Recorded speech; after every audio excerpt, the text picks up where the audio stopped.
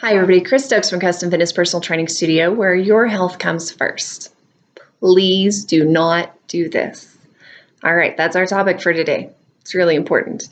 There's a really important thing that I want to address for today, and it's about how your mind is a super powerful tool in both positive progress and in negative failure, okay? And condemnation that comes into.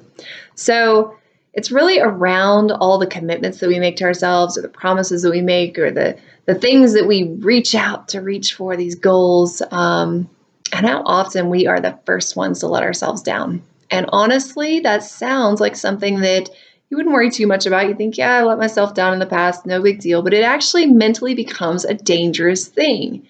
So why is that? Like, what on earth is this crazy person talking about? Well, anytime that you make a commitment to do something, and it could be anything, it could be making cupcakes for your child's school, birthday party or whatever, or it could be something for you like exercising or eating well or reading your devotions every day or getting to bed earlier. I mean, literally anything. When you make that commitment, you say, I'm going to do this. Whatever happens, if you don't follow through, you just basically rewired your brain in a bad way to accept failure a little bit more and to not reach for as lofty of a goal. Now, I will be the first one to tell you that when setting goals or commitments, we need to make sure that we're setting ones that we can keep, and we need to make sure that we set ones that are in a stair-step fashion. It takes thousands and thousands of steps to reach, the next plateau or the next goal set.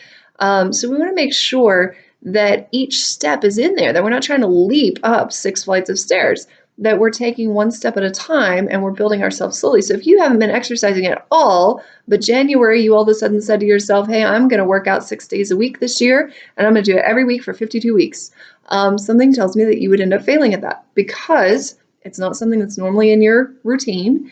It's not something that you've committed to building a habit around previously.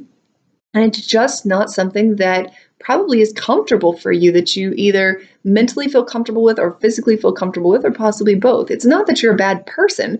It's that you're a person, right? Humans are terrible at commitment. It's kind of how we are. So we have to underguess instead of overguestimating how much we can handle at a time. And so if we can think about that, then we start to reshape those commitments.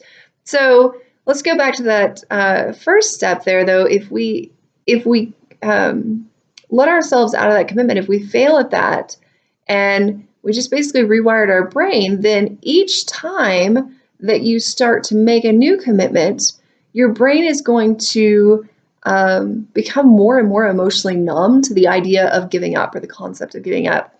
And so essentially, every time that you start to make a commitment, then you're going to automatically start thinking about how you can get out of that commitment, right? I have that happen sometimes at the studio. People come in, they're all revved up. They'll come in for a consultation. They'll be like, yeah, sign me up, twice a week, 3 times a week, whatever it may be. And then a couple of days later, they give me a call and they're like, I was really thinking about, and usually we're able to figure out what their why is and kind of, help them to understand that they were ready to make that commitment, that right now it's just fear and it's this emotional numbness that's causing them to want to back out. And most of the time they come try us out and really enjoy what they're doing, and they start to reshape their habits around it and things feel great. But every time that you do that, you're really decreasing your chances of reaching your goals in the future. And that is just mind-boggling to me that anyone would want to do that, right? If you knew about it, you wouldn't want to do that. You wouldn't say, well, I'm going to say this today because I know that 5 years from now, I won't be able to make that commitment or reach that goal. That would be ridiculous. So instead, we're not understanding that how much psychology comes into our everyday life and what we do. Our brains are so powerful. So instead of doing that, what we want to do is we want to teach our brains and ourselves that our word means a lot, that when we give our word, we make a commitment, we're going to get it done.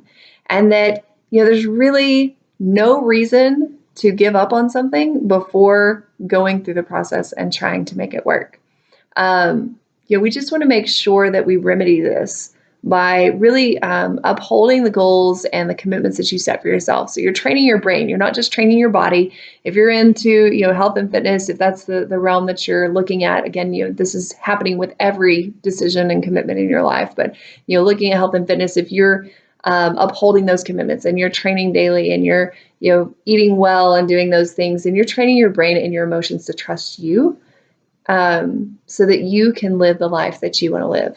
And you know what? It's never too late to make that switch. We just want to make sure that our brains are going in the same direction as our goals so that we can take a step forward towards progress every day.